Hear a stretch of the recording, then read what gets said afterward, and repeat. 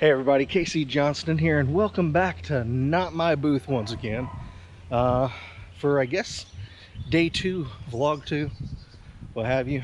I really enjoyed the first musings or ramblings of that last vlog. If you haven't watched it, check out the description below. And in talking with a few people, I shared it with them to kind of get some thoughts, insights, that kind of thing. And in talking with a few people, I realized that I left a lot of things open-ended. So I'm gonna try to do a few more of these, get a couple of answers out there. As I get comments and questions, I'll try my best to answer those. Once again, I want to preface everything. Listen to those beautiful birds. I want to preface everything with just saying that I don't espouse, real authority or expertise. I'm just a guy on a journey, and I'm learning a lot of this as I go, doing my best to put my best foot forward in this business. And as I make mistakes, I want to share those. As I triumph and gain some victories, I'm going to share those as well. And the reason I have you on these walks with me is a little bit of accountability. As stated in the last one, one of my biggest issues, or at least one of my most consistent issues in audiobook narration, is stamina, breathing, all of that. So trying to get in better shape. All that said, wanted to take a moment to talk a little bit about the different ways you get paid as a narrator, as well as the different ways as an author. If you're watching this, you can get an audiobook created, and what will it cost you? So again, anyone's watching this, if I say something that's egregiously or even minutely wrong, let us know in the comments below. I want to make sure I get that right. But based off my knowledge base, I'm going to share the differences between the 3 basic types of payments that you'll get as an audiobook narrator. And then with that, some authors will get an idea of what it'll cost them, if anything, to get their book produced. So first of all, the key website that I use at this point, at least, is called ACX. It's the Audiobook Exchange. It's owned by Audible, Amazon, and it allows independent producers and narrators to gain access to produce audiobooks for independent authors and small publishing houses and things like that, so they can connect in one concise place, produce audiobooks and get them up on Audible and iTunes, and create some awesome things. Some of the most popular audiobooks have actually been produced through ACX, and so it's just acx.com. Go check it out. That's where the ACX University I've mentioned before is, and a lot of other good information. So with all that, there's 3 basic ways to produce an audiobook or to get paid for an audiobook. There's royalty share, hybrid deals, and per finished hour. The 2 most common, of course, are royalty share and per finished hour. So royalty share is just as it sounds. You get a royalty, you get a payment every time the audiobook sells. Standard for ACX is you get 20% of every sell. Now, it's not straight 20% of what the book's listed for. If a book's listed at 34 bucks, you are not going to get 20% of that each and every time, because people use credits on Audible. People buy during sales. So it's based off the amount that's actually paid towards that book. So you get 20% of that credit most of the time. Usually one book or one sale equals somewhere around $2, $2.20 per sale, give or take. Now, with that said, royalty share is a crapshoot. It genuinely is. And that goes into what I was saying in the last video, to know your worth, know what your time's worth, and make sure you pick the books and stories, novels that you do as a narrator, even as a young narrator. Pick them carefully. Go and see what reviews are said about them.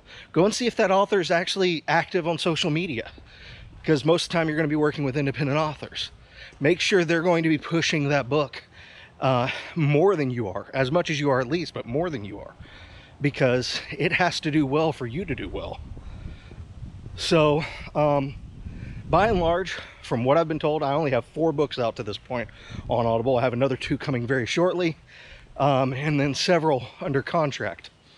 So far, I'm doing okay. I'm not making a living at it by any means, but I'm building towards something. I'm being very selective in the books and audiobooks that I choose, the authors that I work with, which has been fantastic, and I'm really happy with the direction that I'm taking. So, a couple of things for royalty share. When you first start out, it's a really good place to start, especially when you're dealing with that imposter syndrome and you don't think that you're worth that per finished hour money. And it's okay to feel that way. I did for a long time. And a lot of really well-known narrators still use royalty share in their portfolio. And they do that for a reason, because if you choose right, you can win big.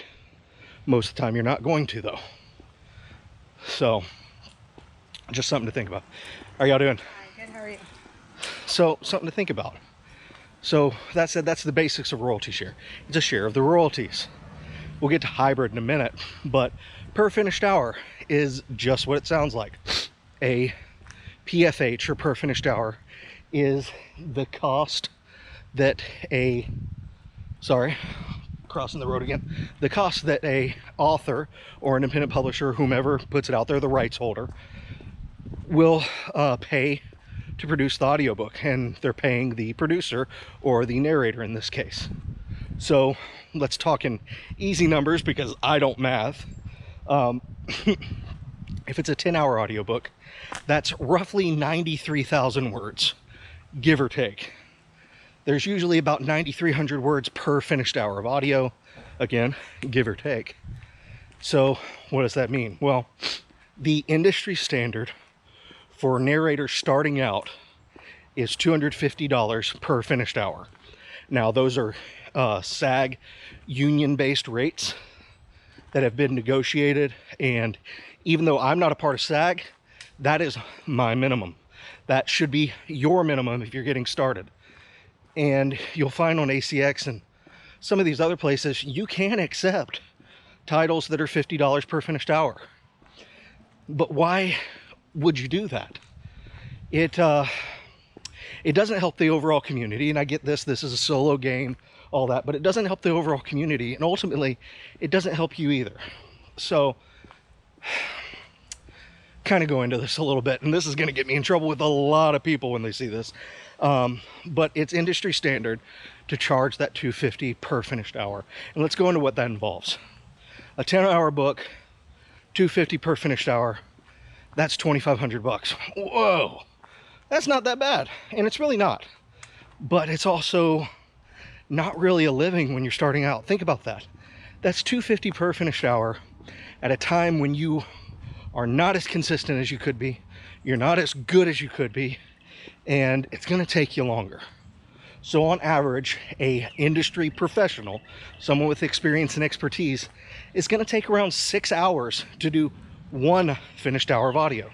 So that's working 60 hours for $2,500 before taxes. This is a business, remember? You got to pay taxes. So what does that all mean? Well, that's the expert, right? That's the person that does 6 hours for one finished hour. That's the person that's really good at this. Like me, when you start out, you'll probably be 10 hours, 8 hours per finished hour of audio. So when you do all that math, if you're putting 100 hours into something and you're making $2,500 before taxes, without insurance, it's not all that great. Now, it's not bad either. But you see why it doesn't make sense fiscally to take a title for $50 per finished hour or $100 per finished hour. You have to know your minimums. You have to pay attention to what the industry standard is. Now, I say have to, and you can do what you want. It's your business, but it's ill-advised. It genuinely is. From a business standpoint, strictly a business standpoint, taking all the others out and other narrators getting mad for, diluting the pool and all that stuff. Let's be honest. You are worth more than that. And so if you're not ready to take that per finished hour job at the $250 at a minimum, then start out with royalty share like I'm doing. Now, I personally feel I'm ready for PFH titles, but again, be selective, especially at the beginning of your journey. Just because someone is willing to pay the $250 doesn't necessarily mean you should take it. It doesn't mean you shouldn't take it, but it doesn't necessarily mean you should take it. Make sure it's in your wheelhouse. Make sure it is something that is going to expand your portfolio. Because at the end of the day, when you're looking at working with a lot of the major publishers, which is where you're going to get most of that PFH work, you need to have that portfolio. And if you have crappy titles and 1 hour long titles everywhere, then it's not really building your portfolio. I'm not necessarily saying that it's going to kill it, but it's not something that's going to advance your career overall. Now, if you're getting $250 per finished hour and it's a crap title and you want, by all means, pay the bills, keep the lights on, I get it. Part of my investment in this, it continues to be my time. For me, I still have a full-time job. I don't necessarily have a 3 or 5 year plan to get away from that. I enjoy both careers that I have, both in sales and in audiobooks, and maybe one day I'll get there. I plan on getting audiobooks to the point to where I can make that decision, however, and we'll see about that when the time comes. So all that said, that's royalty share and per finished hour. So what's hybrid? Pretty self-explanatory. So in a hybrid deal, you're going to want around $100 per finished hour, and then royalty share on top of that. And the reasons you would do that are varied, but let's think about it for a minute. Let's start with the reasons that you would take royalty share. You would take royalty share if a book is selling really well on Amazon. It has reviews. The author has a good following. They're going to actually advertise it and push it. Maybe it's the first in a series, things like that. You want to do your best to make sure it's going to sell. The best indicator of that we know of in the audiobook industry is that it sells well in print. So if it sells well in print, it should, in theory, sell well in audiobooks. Everyone has a different tactic for what they search for in royalty share.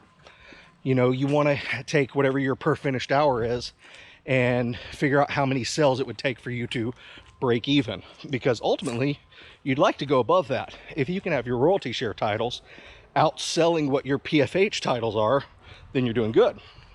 So if it's a 10-hour book, $250 per finished hour, $2,500, however many sales times $2.2, etc., etc. I'm not going to try and do the math for you, but you can see where that goes from there. Another road to pass. So be selective in your royalty share titles. Now, a hybrid deal is generally for one of those, and I've done those as well, or I have those in production rather as well. So a hybrid deal is generally something you're going to go with when an author really wants to do a royalty share, but it's a gamble. Maybe it's a brand new book, maybe it's just a brand new author, maybe it sold well just at first, but it's kind of fallen off and you don't know why. Maybe it's just something you really hope and dream in. Well, a couple of reasons. A hybrid deal, you do it about $100 per finished hour so that it covers your cost of proofing and it covers your cost of editing. Because if you don't know how to edit, you should be farming that out. Hire an editor. It's something that is a business expense, cost of doing business. I personally edit my own work, but that's still time taking me away from narration. So you do a hybrid deal at $75, $100, $125 per finished hour, and all of a sudden you've at least covered that portion of your cost. So if the book doesn't sell well, you at least don't feel terrible. Oh, well, anyway, so that's a hybrid deal. It's halfway in between royalty share and per finished hour.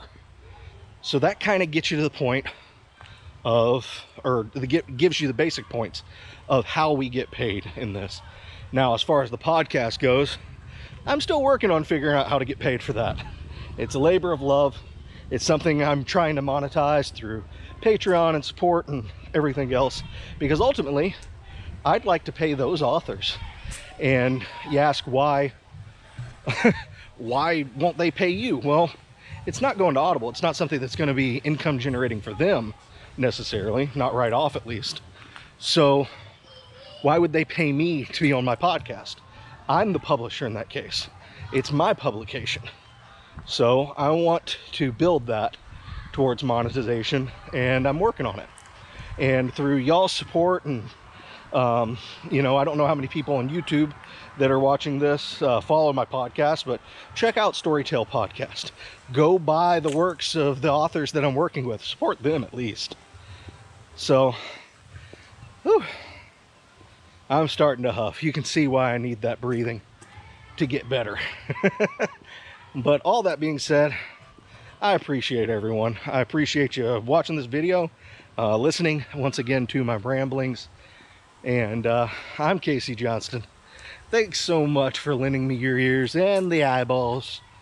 I'll read to you next time.